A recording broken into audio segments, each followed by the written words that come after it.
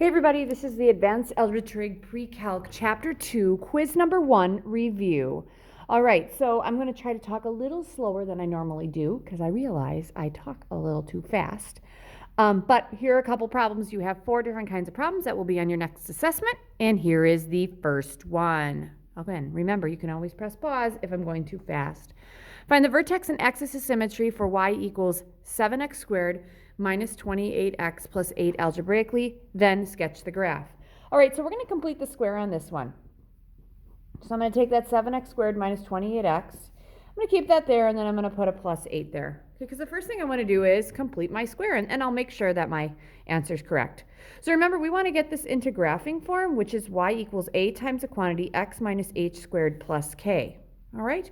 Well, the way I do that is I'm going to have to factor a 7 out of this. I'm going to have 7x squared minus 4x, and I'm going to leave a break here because remember the goal is to get something squared. So since the goal is to get something squared, you guys, I want something times itself, right? All right, so here we go.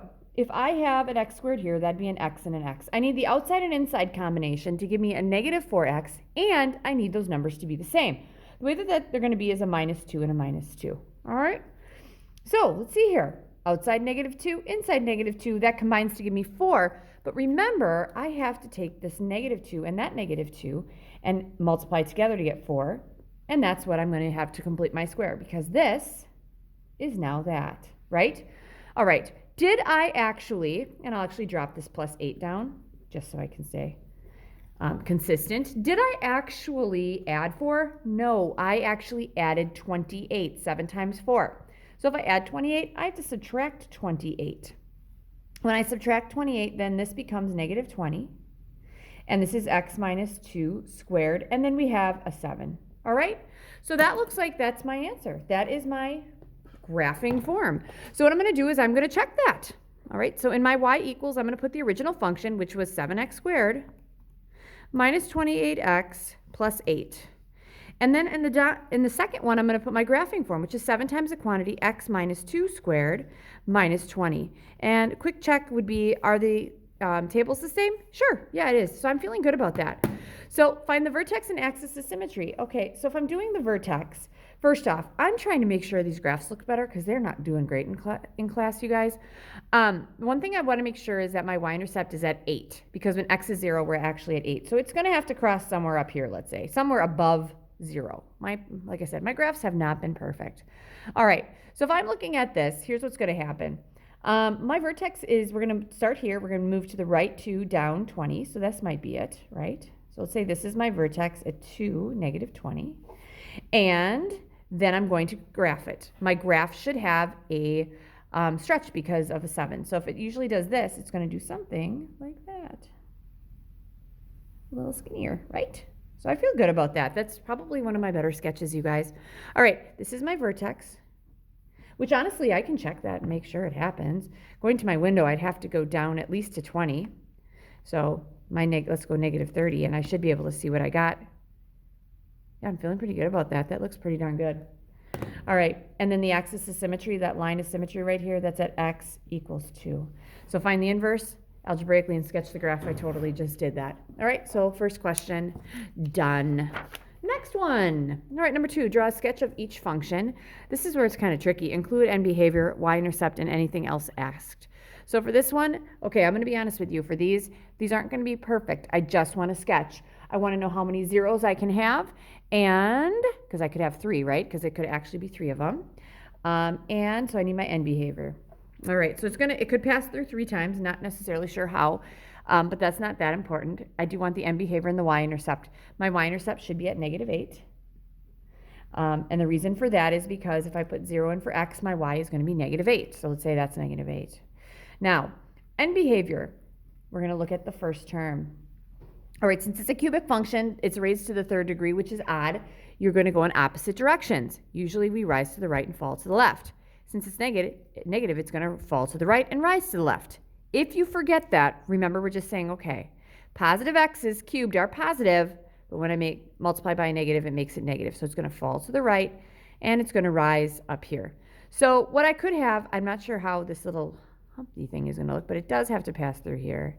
And it could possibly go 1 and then 2, 3, or it could just go down. I'm really not sure, but I do know it's going to rise to the left, it's going to fall to the right, and I could look better at that. But like I said, I'm not really that worried about maximums and minimums, so this might even be a better one if I did something like that. All right, something like that. All right. Now this guy is saying including zeros. All right, so here's my sketch. All right, zeros. So first, okay, end behavior. What is that going to be? Okay, this is going to be an x plus 4. If I expanded it, wouldn't I have an x minus 5 times another x minus 5 times another x minus 5? Right. So if I multiplied all those together, so wouldn't I have all those x's? We'd have, this would give me an x squared. Then I'd multiply this and get an x cubed. Then I multiply that and get an x to the 4th. X to the 4th means it's going to rise to the right and rise to the left because it's going to be in the same direction. All right, I said the y-intercept as well. The y-intercept is when x equals 0. So we're going to say y equals, putting 0 in for this x, we're going to have 4 times putting 0 in there. Excuse me, I'm sorry. Would make this negative 5. And that's going to be cubed. I believe negative 5 cubed is 125. And it is. So this is going to be 4 times a negative 125. And that's negative 500. Y equals negative 500. So wherever we're going to be here, let's say this is negative 500. It's going to cross there. All right. Zeros at negative 4, right? Say this. And 1 at 5. All right, so the way that this is going to go, you guys, is that it has to pass through. It's going to pass through both of them because the multiplicity is odd, right? Because that's a 1. It's going to kind of veer through this a little bit like that, and then it's going to go down. I'm not really sure how far down it's going to go, but I know that it has to go through here, and I know that it's going to rise up, and it's going to go through here, and that might be something about how it looks. All right, but that seems like a semi-decent graph. Y-intercept, x-intercepts, and behavior. Feeling good about that. It's just a brief sketch, and you can always look at it in your calculator too to make sure those ends look that way. Write the equation for the parabola whose vertex is negative 23.5 and passes through 739. Nasty numbers here. Y equals a times the quantity x minus h squared plus k. All right, so I know no matter what that this is going to go to the right, to the left 23. So it's going to be x, I'll put my answer here, x minus 23 squared. And then, no, I'm sorry, it's going to go to the left, it has to be plus 23, my bad. And then I have to go up 15, so it's going to be plus 15.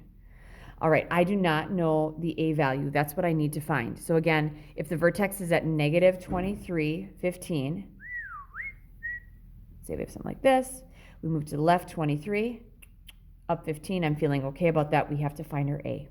So here we go. We're going to use this point with the h and k that I already have to find my a.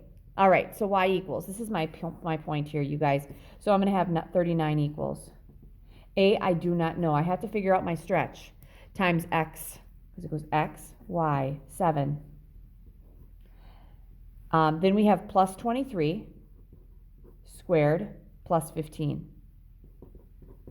All right, now I'm going to make sure that this works too. I'm a big fan of checking my answer. All right, I knew these numbers were going to be bad. 39 equals, all right, 7, oh, this isn't bad. 7 plus 23 is 30. 30 squared is 600. That's 600a plus 15. All right, I'll even make sure. 30 squared, yeah, it's it's 900, my bad. Glad I checked that on my calculator. That is 900. Sorry, 30 squared is 900 because 3 times 3 and then 0 and 0. All right, subtract 15 because we're just solving for a now. We're going to have 24 equals 900a and divide by 900, and we'll check this one. A is going to be equal to, all right, so here's the deal. 900, does 900 divide evenly into 24? I feel like it's no, it does not. Let's see if 900 has a 12 in it. Yeah, I can divide both of these by 12. 24 divided by 12 is 2, and I just said 900 divided by 12 is 75. I'm feeling good about that. So if A would be 2 over 75. I feel like that is actually a good decimal. No, actually it's not. That's a nasty decimal. We're not using it. All right, let's check to make sure this all works. All right, so we're going to have 2 over 75 times the quantity x plus 23. We're going to square that, plus 15. All right, I want to make sure I have, oh, this is going to be nasty, but okay, 739 I should be able to find. There it is, 739. And the negative 23, 15 should be my vertex. There it is. Oh, I feel good about that. Let's go a little bit more. Do you guys see that negative 23, I'm at 15, and then these two repeat, and then those two, and then those two repeat? That shows symmetry. So I'm feeling really good about that, and that is my equation. So write the equation for the parabola. Whose vertex? Yep, we did that. That's number 3. I'm feeling good about this. Number 4. All right, so the number 4, find the zeros. What are zeros? Zeros are your x-intercepts. How do we find x-intercepts? We make y equals 0. So 0 is going to equal 3x cubed minus 19x squared minus 14x. So how do we find these? Okay, you can actually find zeros on your calculator and use synthetic division, but we're not going to because this is the first quiz. We're going to try to factor this thing. Can I factor it? You bet I can. I can take an x out of all these. Yep. And I'm going to have 3x squared minus 19x minus 14. Let's try to factor this guy. 3x squared is a 3x and an x. 14 is going to give me 7 and 2 probably. On the outside I have 21. On the inside I have 2. If I take a negative 21 plus 2, I get negative 19. We have the x there. Here we go. How many zeros should I get? I could get 3, right? Because that's 3, because that means that it could have been 3 different factors, which it is. Huh, awesome. All right, so x equals 0, which makes sense because if you put 0 in there, the whole thing would be equal to 0. 3x plus 2 could equal 0. Or x minus 7 could equal 0. Some of you can do this in your head, and I'm totally fine with that. Here's my first one. Subtract 2 divided by 3. X equals 2/3. Add 7. X equals 7. And there you go. All right, there we go. And I actually could probably put this in here and make sure it actually works. 3x to the 3rd. Yep, you can see all that. So 3x to the 3rd minus 19x squared minus 14x. Let's do a zoom 6, see if I can find 3 zeros. There's 1, 2, and then 3. I am missing one. I must have messed up something. Yeah, sorry, I forgot. This is negative 2. I'm glad I checked my answer. So that should be negative 2 because I did subtract 2 and I forgot it. So there's negative 2/3 there. There's 0, and that would be 7. I can't confirm the 2/3 on the table, but I can do 0 and 7. There we go, right there. All right, feeling good about that. Always check your answer, right? All right, so those are mine. Okay, and this one, f of x equals x cubed minus 5x squared plus 16x minus 80. Okay, let's find the zeros for this. So we're going to change this to 0, and we're going to have x cubed minus 5x squared plus 16x minus 80. All right, factoring this guy. All right, factoring it. There's not a GCF I can take out of all of them, but I can try to group. Let's try to group these, because there's 4 of them, right? GCF, the first group is an x squared. What's left on the middle? X minus 5. GCF, well, here, I'm going to try to get a GCF, but the thing I want is an x minus 5 there. What can I factor out of a 16 and a negative 80 to get x minus 5? It looks like 16, because 16 times x is a 16x, and 16 times 5 gives me 80. I'll even double check that. Yep, it does. All right, here we go. So that equals 0. What's the GCF from both groups? It would be an x minus 5. That's going to be times what's left in the first group, x squared, in the second group, 16. Set those equal to 0.